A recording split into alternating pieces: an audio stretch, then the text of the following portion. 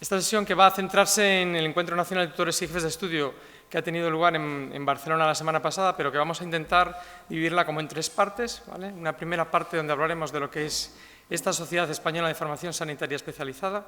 La segunda nos centraremos un poco en el Congreso, y en la tercera parte pues expondremos qué comunicaciones hemos llevado desde la unidad de docencia a este Congreso. Igual apagamos un poco las luces. Bueno, en primer lugar, muchos de vosotros, si seguramente hacemos una encuesta y os pregunto qué es SEFSE Areda, pues igual muy pocos de vosotros sabéis exactamente a qué corresponden estas siglas, ¿no? Vamos a hacer un pequeño bosquejo de la historia de esta sociedad, ¿vale? Esto arranca en el año 2001, donde un grupo de profesionales firmó un manifiesto en Granada con intención de mejorar el sistema de formación sanitaria especializada. Y en este grupo inicial, que estaba formado por 6 profesionales, pues fijaros, estaba el doctor Víctor Martínez Landeras, antiguo jefe de estudios de nuestro hospital, y bueno, dos personas muy importantes como el doctor Morán Barrios y el doctor Tutosaus, que los dos han venido a dar sesiones generales en este hospital en tiempos pasados. Este manifiesto pues fue un inicio, y a partir de ese manifiesto se vinieron realizando reuniones periódicas de tutores. Inicialmente se hacían en la isla de Menorca, en la ciudad de Mahón. Y en una de estas reuniones, en el año 2003, hubo una reunión con representantes muy importantes del Ministerio de Sanidad, que en aquel momento dirigía Ana Pastor, y se llegaron a una serie de conclusiones que a mí me llaman mucho la atención y que quiero ponerlas aquí porque muchas de ellas están de bastante actualidad, a pesar de haber pasado 16 años.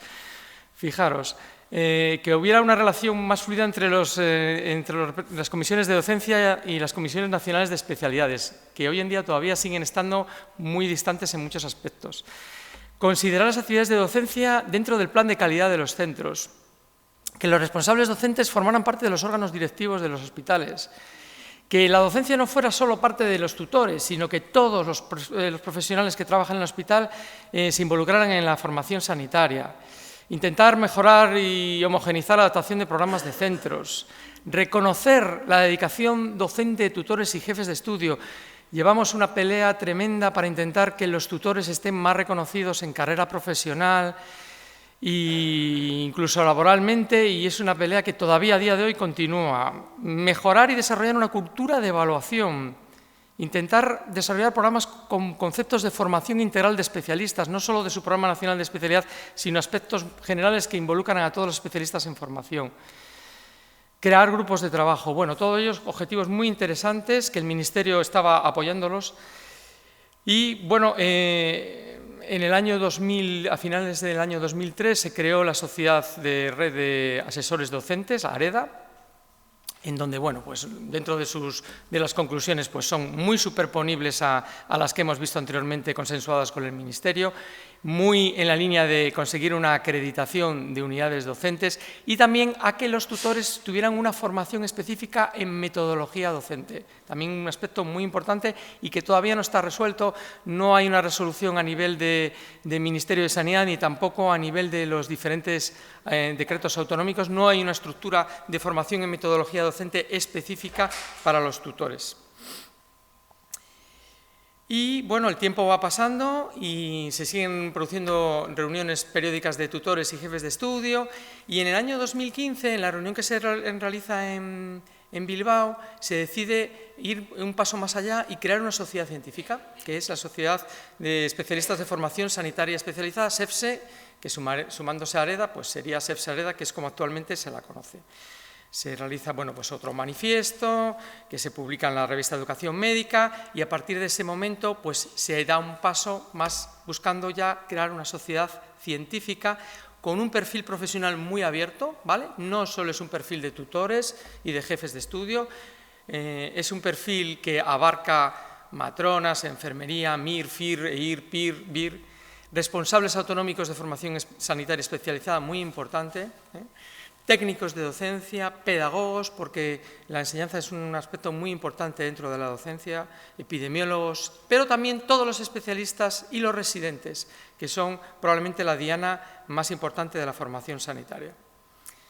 Entonces, como veis, un formato muy abierto, y la sociedad, pues eso, crea documentos de consenso, participa en la creación de libros, Tiene como revista diana Educación Médica, con varios miembros de su sociedad dentro del comité editorial y un editor asociado, produce tesis doctorales, etc. Avanza, da un paso más y en el año 2017 pues, se crea un primer foro de jefes de estudio y técnicos responsables autonómicos con idea de consensuar todas estas actividades. Se creó en el Congreso de Madrid y bueno, pues se intenta hacer una documentación y una acreditación adecuada de todas las estructuras docentes. Se empieza a hablar de una serie de conceptos que ya nos empiezan a sonar un poco más, como guía o itinerario formativo tipo, plan individualizado de formación, programas de evaluación, protocolos estructurados de supervisión, e intentando buscar una acreditación adecuada de todas las estructuras docentes. Y bueno, los objetivos de esta sociedad científica, pues es una sociedad, como os he dicho antes, totalmente abierta a todos los profesionales que tengan interés en la formación sanitaria, con el interés de intentar mejorar la calidad de la formación y con la idea de que la docencia es una de las claves en donde debe de basarse la calidad asistencial. Y buscando, como os he dicho también antes, apoyar la profesionalización y el reconocimiento de la función docente, especialmente centrado en los tutores hospitalarios. Bueno, con esto nosotros desde el equipo de docencia, desde que empezamos el año pasado, pues intentamos también participar en los congresos. Fuimos en el congreso del año pasado en La Coruña, presentamos 2 ponencias y os voy a presentar ahora, en esta segunda parte de la exposición, los aspectos más importantes del Congreso Nacional que tuvo lugar en Barcelona la semana pasada, días 6, 7 y 8 de noviembre. ¿Vale? Barcelona, que no es una ciudad tan hostil como nos hacen parecer los medios de comunicación. Y bueno, pues el lema de este congreso era Aprenderás seguro, un lema muy interesante y centrado en que el cumplimiento de todos los programas docentes lleva seguro un aprendizaje adecuado, eso está claro. Que evidentemente la mejor manera de formar a los residentes es buscando un entorno seguro y uno de los aspectos importantes donde se centró el congreso es utilizar la simulación como herramienta docente. Y luego también que esta seguridad en la formación de los especialistas lleva inevitablemente una seguridad en la atención de los pacientes, que es nuestro principal destinatario. Entonces, bueno, vamos a revisar un poco someramente el programa y las conclusiones más importantes. Es un programa muy interesante, muy de actualidad, con algunos de los puntos que vamos a ver, y a mí me llamó muchísimo la atención que huía un poco del formato de conferencias magistrales. O sea, no era el típico programa en donde van un ponente, suelta un rollo de 1 hora, sino que eran mesas redondas en donde intervenían profesionales especializados y había mucha participación del público, utilizando herramientas como el Kahoot, etc. O sea, programa muy abierto. Una primera parte con talleres interactivos, donde la gente que quería apuntarse eran talleres de 15, 20 personas, sobre metodologías docentes, competencias tutoriales, guía para la planificación y gestión de la tutoría. Y voy a centrarme en el cuarto, que fue la evaluación de las competencias de residentes, porque lo dio un profesional que estuvo trabajando con nosotros aquí en el hospital hace años, el doctor Álvaro Castellanos, y que formó parte de la dirección médica de este hospital, y que presentó un trabajo que fue galardonado el año pasado con el premio de la Cátedra de Educación Médica de la Fundación Lilly. Y bueno, es un proyecto muy interesante, el proyecto EMIR Intensive.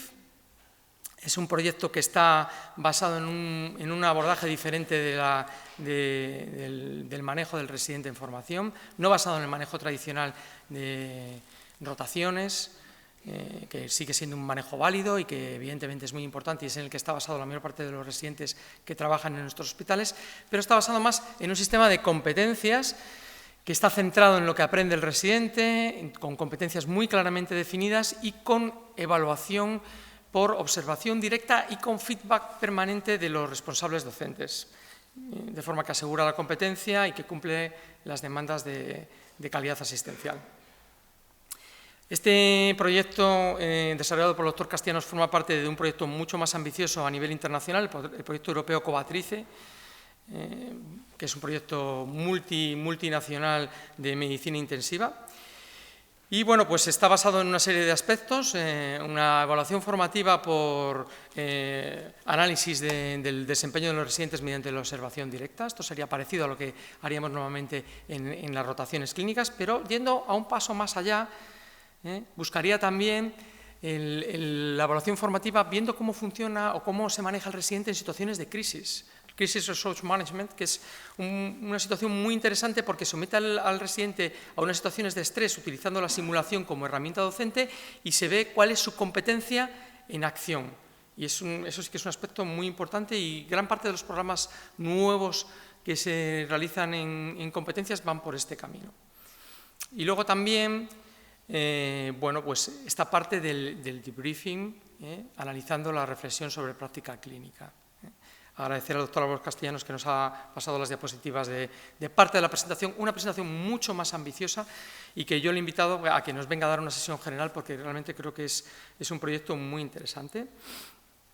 Es un proyecto de portafolio que intenta crear un portafolio electrónico para promover la adquisición de competencias. Eso sí, es un proyecto muy centrado en medicina intensiva, no es exportable a otro tipo de formatos docentes. Promoviendo la reflexión del profesional sobre el proceso de aprendizaje, facilitando la labor del tutor y el seguimiento del residente. Este proyecto EMIR Intensive pues recoge no solo las actividades docentes que hace el residente, sino las actividades que tiene de investigación, el registro de todas las técnicas que tiene y tiene recogidas todas las evaluaciones, creando pues, un formato muy ambicioso y que yo creo que seguro que va a tener mucho éxito. De hecho, en el Hospital de Valencia, en cuidados intensivos, está totalmente implantado. Bueno, y luego en el Congreso pues voy a comentaros algunas de las mesas redondas que yo creo que tuvieron bastante importancia. Una que me toca a mí directamente como médico de urgencias, que era la supervisión en urgencias, con participación de profesionales de muchísimo prestigio, el doctor Agustín Julián Jiménez, que también es urgenciólogo como yo y es jefe de estudios y miembro de la Sociedad Española de Medicina de Urgencias de la Junta Directiva, y bueno, la directora asistencial de hospitales de la Comunidad Catalana, Jesús Corres, que era uno de los responsables el responsable de jefatura de estudios del Hospital Ramón y Cajal, y que fue cesado por un acontecimiento un poco violento que tuvieron el año pasado con un enfrentamiento con la dirección médica, pero que sigue siendo responsable de docencia de residentes en urgencias. Sergio Herrera, que es el coordinador de formación médica, de formación de medicina familiar y comunitaria en urgencias. Y también teníamos en esta mesa redonda una representante de los residentes, un R5 de medicina interna.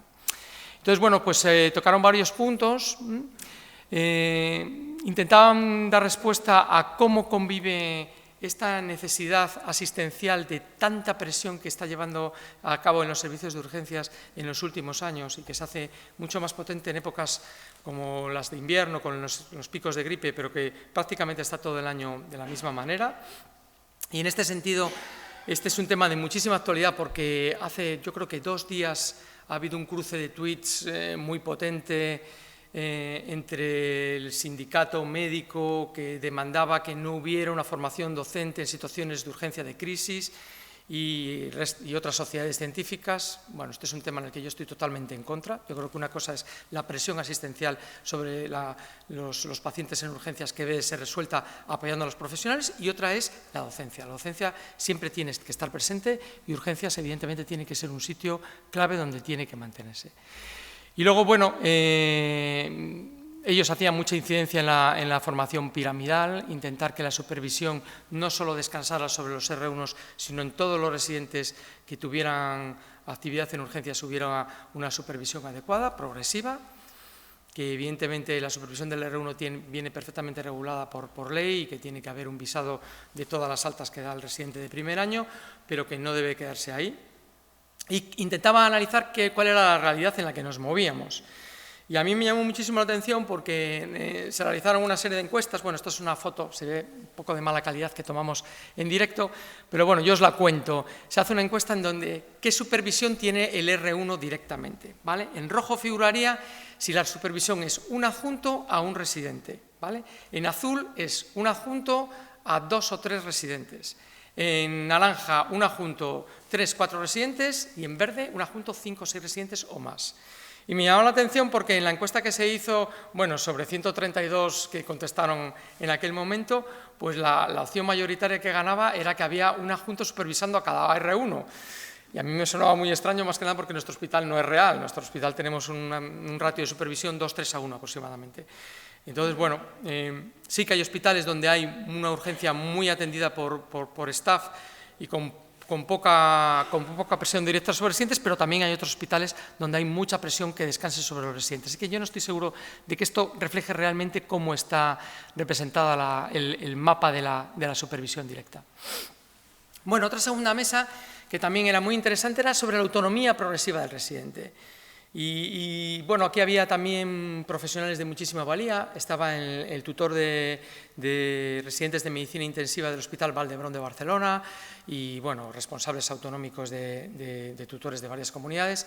E intentaba ver si había una graduación adecuada de la supervisión, si todos los entornos asistenciales generaban las mismas dificultades, si todas las especialidades tenían el mismo grado de autonomía y cómo se regulaba.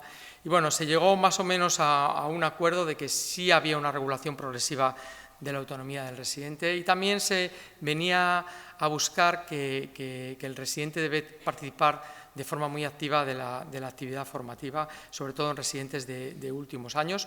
Hay hospitales donde existe la figura de un residente tutor, residente de cuarto o quinto año, que coordina al resto de equipo de residentes que están de guardia. Bueno, es una idea potencialmente interesante.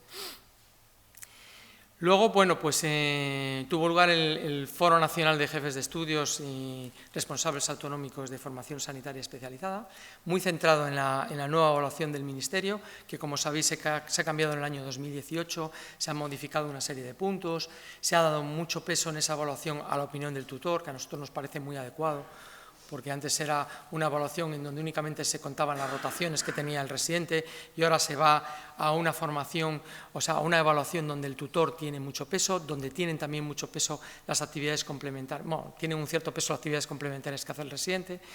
Desde el Ministerio nos dijeron que todavía no es un formato definitivo, que probablemente incluso se puedan hacer modificaciones. Y que, bueno, pues que lo que se intenta con esta nueva hoja de evaluación es certificar unos mínimos y garantizar que todo el residente adquiere las competencias de forma adecuada. Bueno, participaron representantes de gran parte de las comunidades autónomas de nuestro país y también representantes del Ministerio de Sanidad y Consumo.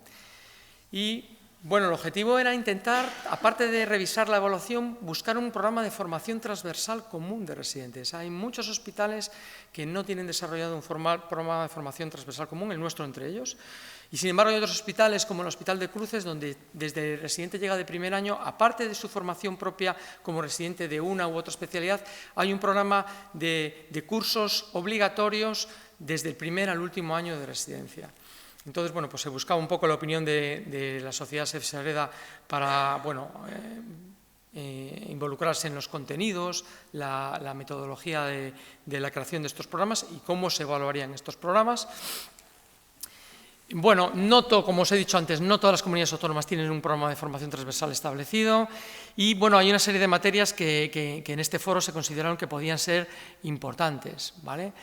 Evidentemente, hay datos que indican que la formación en seguridad es fundamental, pero también la formación en comunicación, la formación en habilidades no cognitivas, la formación en investigación, la formación en las nuevas tecnologías de comunicación y, bueno, pues muchas otras que seguramente pues, podrían abarcar un programa extenso y, bueno, fijaros, ellos en el foro se establecía que este programa podría llevar entre 100 y 200 horas.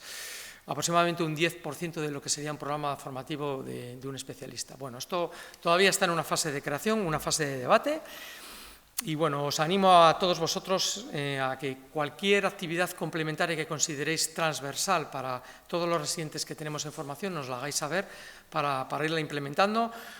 Una de las ideas con las que yo salí de este foro es intentar crear nosotros también un programa transversal común. Sí que tenemos un programa de cursos obligatorios para residente de primer año, pero no tenemos un programa transversal y nuestra idea es intentar crearlo, pasarlo por comisión de docencia y que lo tengamos establecido dentro de nuestro centro.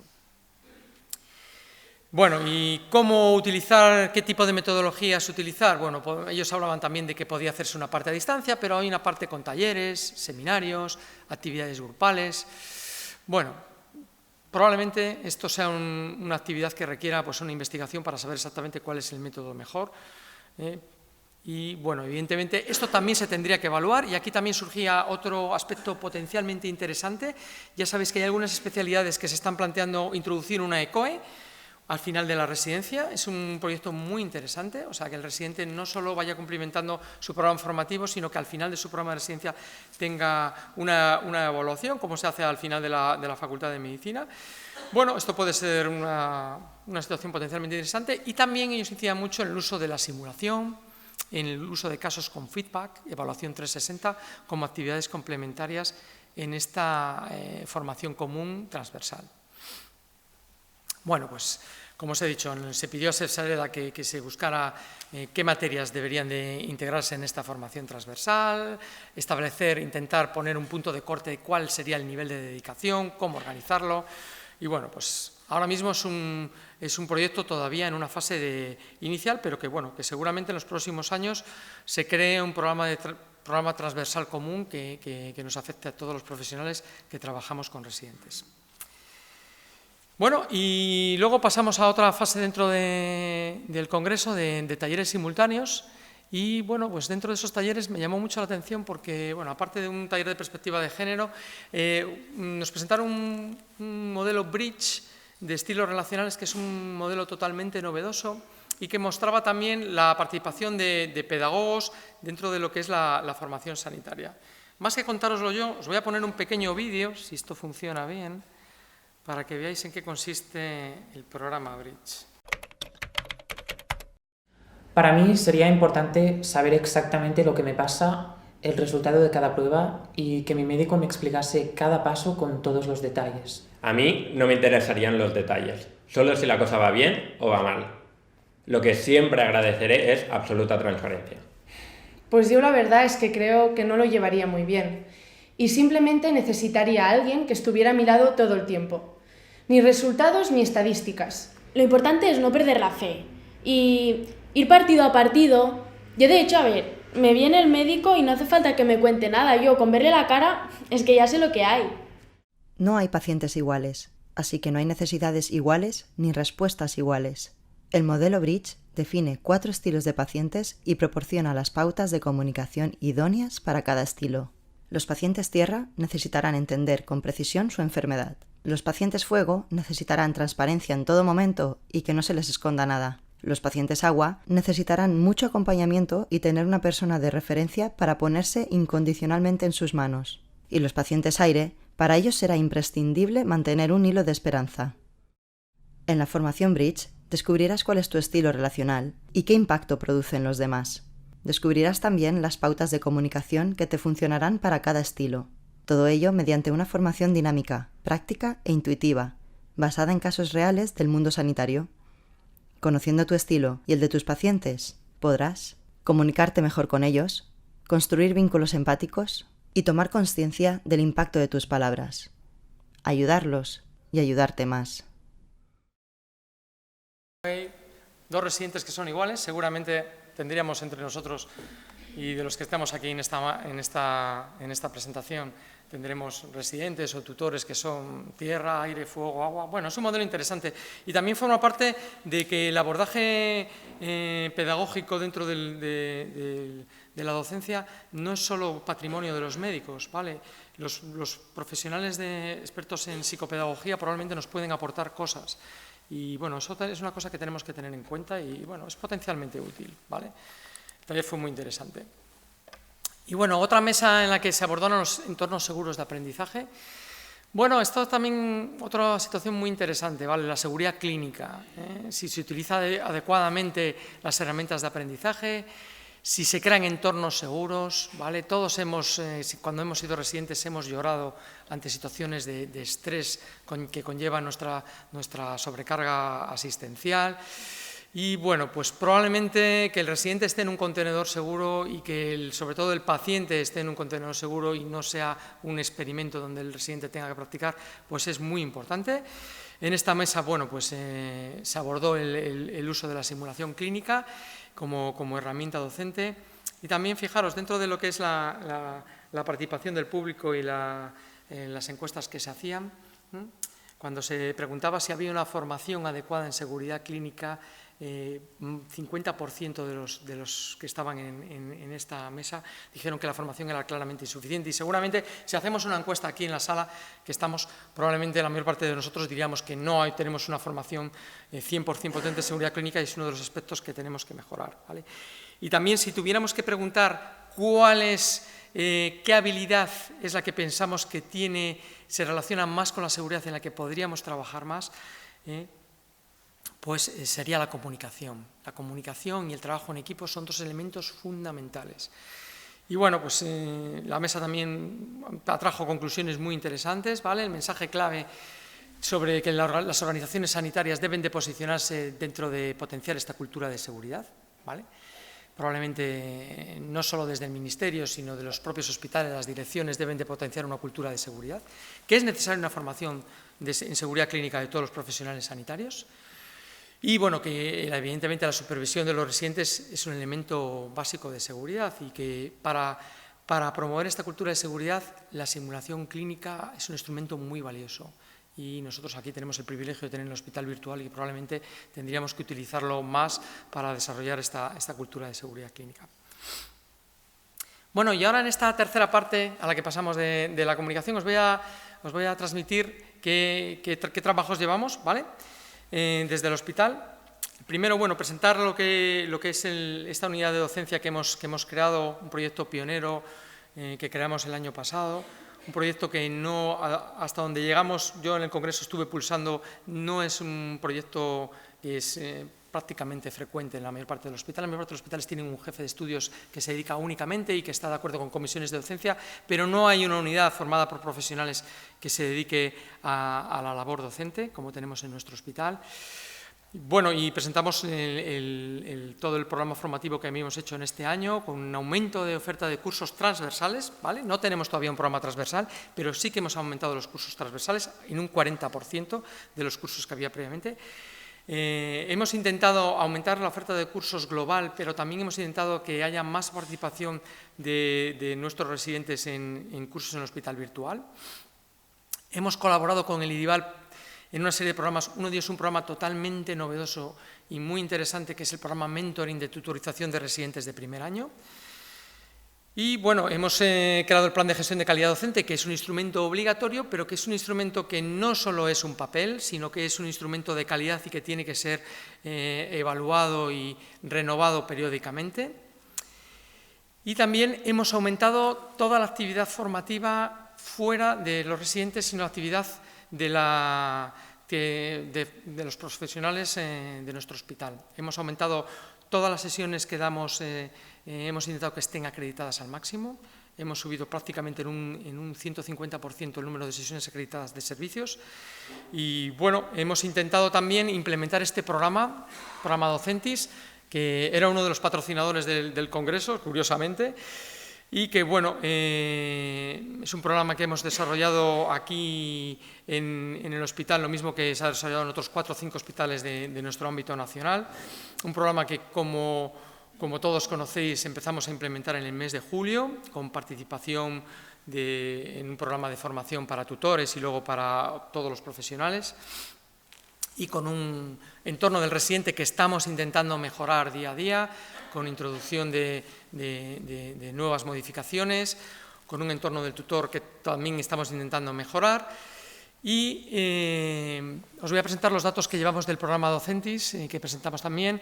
El programa ahora mismo tiene una implantación aproximadamente del 60% de los profesionales. Es un programa todavía muy joven, porque fijaros, si hemos empezado en julio, aún en septiembre hemos hecho otro nuevo curso de reactualización. Ahora mismo hay 201 PIF creados, ¿vale? 858 registros de cirugía, bueno, unas cuantas sesiones que están recogidas.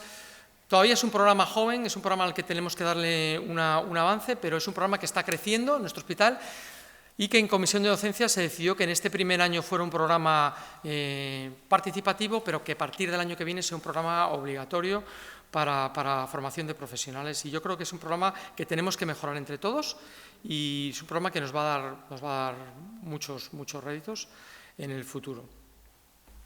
Bueno, presentamos también otra apuesta, que es el curso de feedback clínico. Es un curso que realizamos en colaboración con el hospital virtual. y que es un curso que tenía la justificación de que uno de los elementos más importantes para intentar mejorar la docencia es las conversaciones de feedback. Hablar con el residente, transmitirle las cosas en las que se encuentra fuerte, en las cosas en las que puede mejorar, ayudarle a resolver problemas. Y el objetivo de este curso era intentar entrenar habilidades para proporcionar un feedback efectivo y crear un contexto para realizar conversaciones de aprendizaje. Este también es un proyecto muy novedoso porque hasta donde llegamos tampoco es un curso que esté implantado en otros hospitales de España.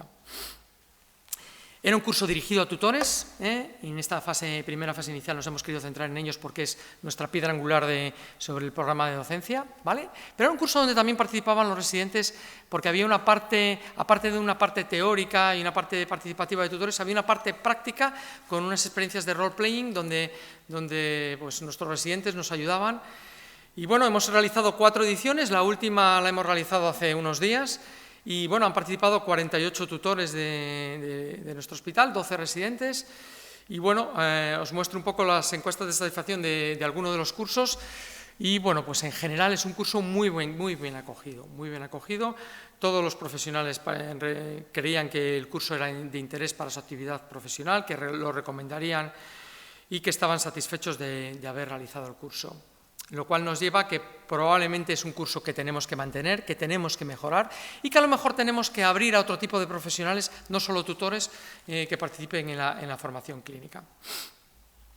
Y finalmente, la tercera comunicación que llevamos fue en la jornada del residente investigador, que como sabéis realizamos el año pasado por primera vez. Y bueno, pues que estaba muy centrado en intentar evitar que el residente que está muy copado por la labor asistencial, pues tuviera una ventana para que se mostrara el trabajo realizado en investigación, ¿vale?